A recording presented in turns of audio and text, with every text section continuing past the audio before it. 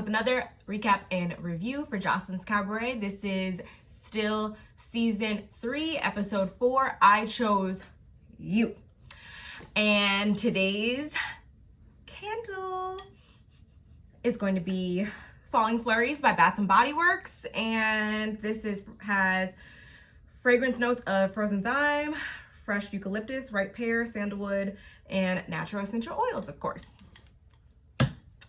So you guys, this episode began where the last one left off, of course, and that is with Gaia coming in and trying to say her piece. Joseline, all the girls, of course, are not receptive to this, but Joseline goes on to say, like, well, if it was you guys, you would want me to give you a second chance, so you guys should just, like, hear her out and blah, blah, blah. And they're just like, nah, fuck that. Like, we don't care. Like, we do not care.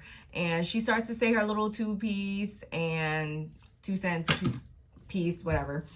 And nothing really was said that was major or too much, but she goes on to dance. They're like, oh, we want to see her dance and blah, blah, blah. She dances, and I don't think she looked bad. She has a really, really nice body. Like, she has a really nice body. And everyone is kind of, just watching her dance and move and stuff like that. And everything's all cool until she busts it open, wide open. And it was literally like this. This was her. This is between her legs. This is the vision. So I was just like, oh God. And I get it.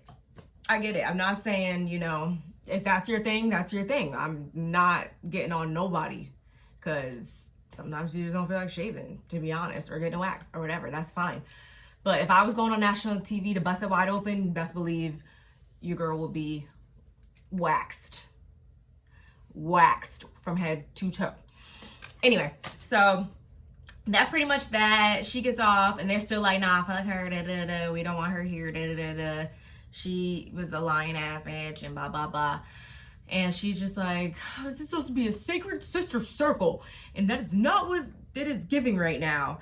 And she says she's a trained wrestler for 10 years. And because, mind you, Lexi Blow, of course, is like, I know I said last time that it would be on site when I saw her, but she wanted to have security all around her, and I just don't have the time or energy. And I'm just like, okay, because that's really the reason.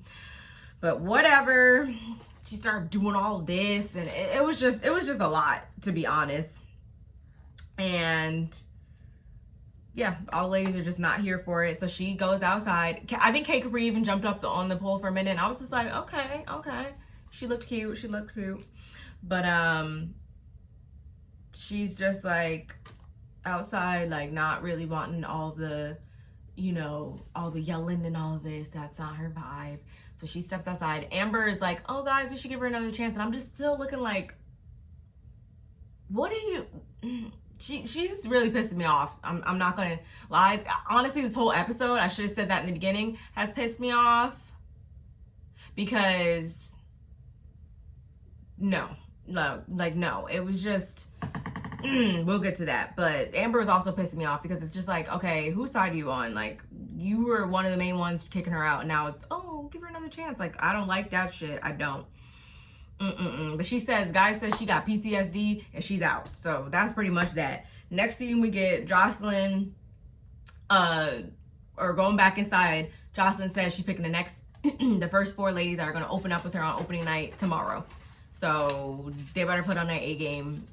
They already know it's time to finally dance. So next day we see Henny and Amber up in the room, and this is just a quick little scene. She apparently is a caterer, and she's wants to cook for everybody or whatever at the house. And I'm just like, I don't think that's a good idea, but whatever. And that's pretty much that. She says a little bit, of course, she's talking smack about Chanel and Gaia for a second, blah, blah, blah. Next scene we also get is, I think it was Black Diamond, Kate Capri, and Jordan are all outside, and then Chanel comes and they kind of reflect on everything from the previous day, and you know how that goes. And the only thing that really jumped out at me was when Chanel like said like, as the captain, you know, you guys are just gonna have to do more, and I'm just like, Chanel, like, just tread lightly. I know that's not me saying that to shade you or anything like that. It's just like, for your own sake, just thank God you said it to this group of girls, and no one really zoned in on that statement. But I was just like, oh dear God. But that's pretty much it for that. And I think it was Kay Capri that said something about she could put 4 cornrows on Gaia's pussy. And I told you it was looking like this. So she said she could put 4 cornrows in it. And I was like, bro, I am dead. Going back inside, Lollipop, Raven, Riri, and Lexi are inside. And Riri's kind of doing some stuff on the pole. And I was like, okay. I really do want to see them dance. I feel like they're going to put on a show. So I'm excited for that. They, of course, talk about Gaia's pussy, too. And I'm just like, oh, my God. Here we go. And Lexi says, how do y'all feel about us telling you guys to clean yesterday? And I'm just like, you two, cruising, like, thin ice. Like, just watch what you say to these girls. Because, you know, anything you or Chanel say can be misconstrued completely. And actually, I missed something. I remember in the previous scene, Chanel also said something along the lines of not knowing that she's going to have to compete. And I was just like, I mean, I agree with that. I really do, because it's like, I was supposed to be the winner last season. So you're saying like, I'm just going to have to compete every season if I keep coming back? Like, nah, that wouldn't work for me. I should have already solidified my spot last season. So I'm with Chanel on that one. And Lexi says that, going back, Lexi says that only 4 will be picked and she is up for the challenge. And I'm just like, okay, well, like, we know she could dance. Like, I'm not taking that from her at all, but some of these new girls look like they got it too. So I would be, you know, practicing, most definitely. Joseline comes in and she clearly sees that it's only a couple of girls practicing, and she's like, so she makes a mental note of that, of course. And I'm just like, I mean, she has a point as well. Chanel and Amber start going back and forth, and because we know that Amber wants Chanel's spot, which is fine. And I think Lexi said something. I can't remember what it was, but she said something, and I was just like, but no one's gonna, Joseline, you're not gonna check her for not having Chanel's back and saying something that's not having her back. Like, I can't remember what it was, but I was like really pissed off about that. Like, no one is peeping when I'm peeping right now. The whole episode, I'm just like seeing shit, and I'm just like, why am I the only person? Do I need to be on the production team? Because why am I the only person calling them out on this stuff? Like, annoying. Anyway, the ladies head to the club. Of course, Wet is, yes. Oh my God, my pussy's so wet. Yes. And I'm just like, okay.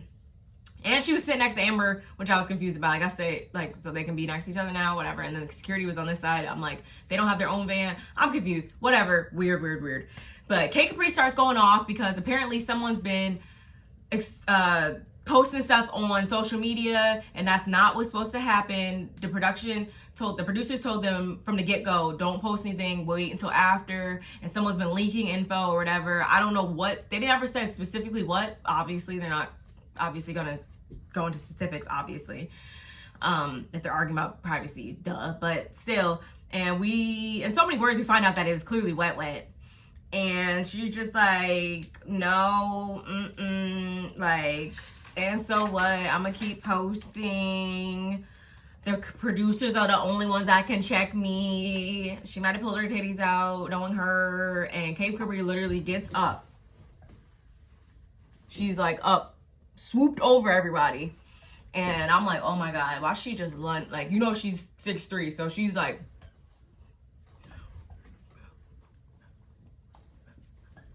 and I'm like, okay.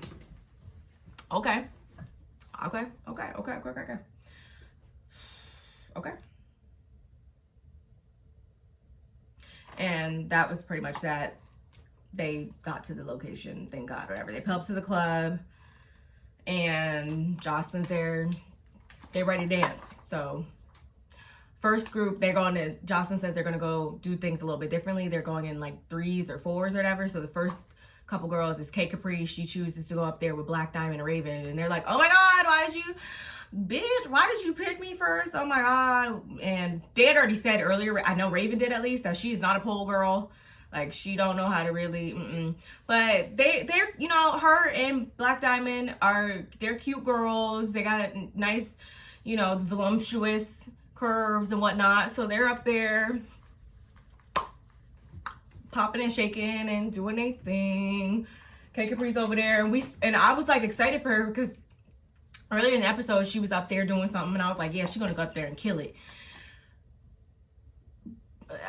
It just wasn't giving completely, but it was like, okay, cute. And K Capri even says, like, after she gets off, she's like, I know I didn't give it all that I could have. And I'm just like, what? This is the issue that a lot of these people, they go on these shows and they get distracted from the goal. They get distracted from the bag. They get distracted from whatever. And I'm just like, don't get distracted by the bullshit. They must want you to get distracted by the bullshit, but don't let it happen. Like, fumble the bag. So I'm just like, oh boy. Next is Wet. She tries to get up there with that 99-cent store, beauty supply store, made in Taiwan ass silver bag, prom bag. And I was just like, they're like, no. Chanel was like, they was like, you do not need a bag up there. We're not really in a club. Like, girl, stop. I'm just like, thank God. I don't even know why she bought that with her. Why does she even own that? Anyway. So many other better, elegant clutches, small bags, evening bags. Like, why do you even own that? Okay. But they get up there and it was just a lot going on. It was Wet, Henny, Jordan, and Chanel. And I thought Chanel looked good. I thought she was doing Chanel. They were good, whatever. I think it was cool. Jordan, she was up there. She was working that pole. And I was like, okay. And Joss was like, okay, white booty. Like, I was here for it. Henny, yeah, I like her. I have nothing bad to say about her, but she didn't do anything that like wowed me. And neither did Wet really. They just kind of looked like awkward a little bit. Like, it's like you keep talking about these titties, but like do something with them. Like, you should be doing something with them, but whatever. And then next it's Lexi, Lollipop, Amber, and Riri. And this was like the best lineup by far. And Lexi, you know, she's doing her thing, which I could do that 1 cheek, 2 cheek thing. Like, it's really not that special. Like, I'm not hating. I will always give credit where it's due, but I'm just like, I don't know why that's so mind-blowing for everybody. I've literally been able to do that for a long time. And Lollipop, she surprised me too. Like, I guess because last week, like the outfit she had on the last time, I just was not, she looked uncomfortable. Like, it was like weird, kind of a little bit on her body. And I just didn't have high hopes that, to be honest, that she was going to get it together. But she definitely surprised me. She did her thing up there. Amber was given a lot of, you know, like,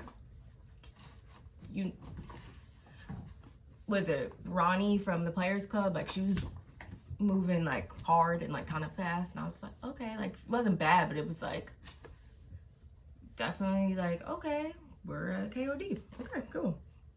And like I said, Chanel was cool, or Riri was real nice. Jordan, Riri, Lollipop, Lexi, Chanel, and Amber make it to the second round.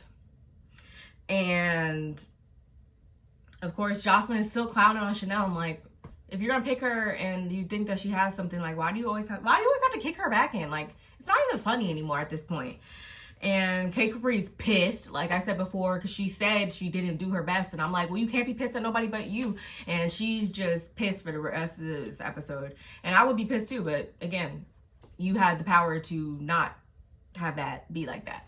So, yeah, I don't know. And Jocelyn said, it looks sexy, but it could be funny looking too. When she was talking about, who was she talking about? Was it Amber?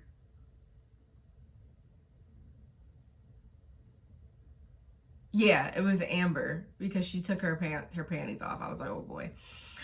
Then Gaia walks in with this midsummer freaking gown, and I'm just like, oh, okay. I should have known earlier when she just exited quick like that, she was gonna come back. This is all for the show. Like, we're not stupid. This is all for the show. She comes in, like, the Raven was like, what in the Conjuring? I was like, Lord, take the wheel. And Joseline is just still like, why is your pussy so hairy? Like, everyone is still trying to figure out why she is so hairy. I'm just like, oh my God. But she gets up there and dances again. And at one point she pours holy water all over her body. And I'm just like, what the? And she was like, wow, that holy water made my pussy burn. And I'm just like, what the fuck? What is going on? What am I watching? Like, I had to like stop, press pause and look at the mirror myself like, Johnny's, why are you subjecting yourself to this? But, you know, I had to push through. I had to push through for y'all. And Joseline's like, why can't you be sexy without being so crazy? And we're all like thinking the same thing too. Like, just tone it down, man. Because, like I said, visually, she has moves, everything. It's just like, muzzle it. And that's not saying that I don't love Jesus, because I do. But just muzzle it right now, because it be you exactly, you want to scare people off more than attract them. And she even said something about Jesus loving hot nasty sex, and I'm just like, what? Like, what the okay, whatever. And then K Capri and Wet Wet are like over in the corner, and they kind of start going off back and forth. And she's like, let Joseline speak, and let Joseline speak, and I'm just like, I get why she's angry, but she's misdirecting that anger clearly. And Wet Wet is Wet Wet, so she's of course gonna like, you have to be a bigger person with someone like her, because she's just gonna keep going. But whatever. Anyway, Joseline picks her 4, and first person is Riri. I already knew. Second person is Lollipop. Fine by me. Third person is Jordan. Good to go. Fourth person is Lexi. Obvious. But Joseline also goes to say she's going to pick a 5th girl, because that's just how it's got to be. That's just got to be at the Cabaret. And it's between Amber again and Chanel. And I just knew what was going to happen. And I just instantly, my blood pressure, I just felt it go to the ceiling. She, of course, picks Amber. And Chanel's just kind of like there, egg on her face. Because, again, she didn't even know why she had to compete. After everything she went through last season. And it's just like every twist and turn we get, Joseline takes advantage of exploiting, I feel like, Chanel, or making a mockery out of her, or poking fun at her. And it's just like, Chanel, go home. You don't need this at this point. You are not valued at this point. You are being made to look like a fool and to be used and abused. So go. Especially since you already know you won last season. So why are you putting yourself through this again? You shouldn't have to. Go. And I was just pissed. And then, of course, K Capri and Joseline are over here. Or K Capri and Wet Wet are over here going back and forth still. And everybody's just kind of like, because Joseline's trying to toast it up with the girls she just selected. And they're too busy over here going back and forth, to the point that Wet Wet's titties, of course, come out. She's saying all this crap. Misdirected anger. And they start fighting. Or I think it was K Capri goes to throw water on her. And I'm sure that's where we will pick up next week with them fighting. Things look like they got a little crazy. But not even just them two, but just, again, with everybody. And I'm just like, bro, I really just want to see them dance at this point. Like, I don't mind, obviously, the bickering and a little bit of fighting here and there, because that's a given. But, like, there's, like, no story progression right now, I feel like. Because we should be... I'd rather make fun of them, like, not be looking crazy dancing or something. Not just fighting each other. Like, but... This was my recap and review, you guys, for Joseline's Cabaret Las Vegas. As always, Like, comment, and subscribe. And I will see you in the next one.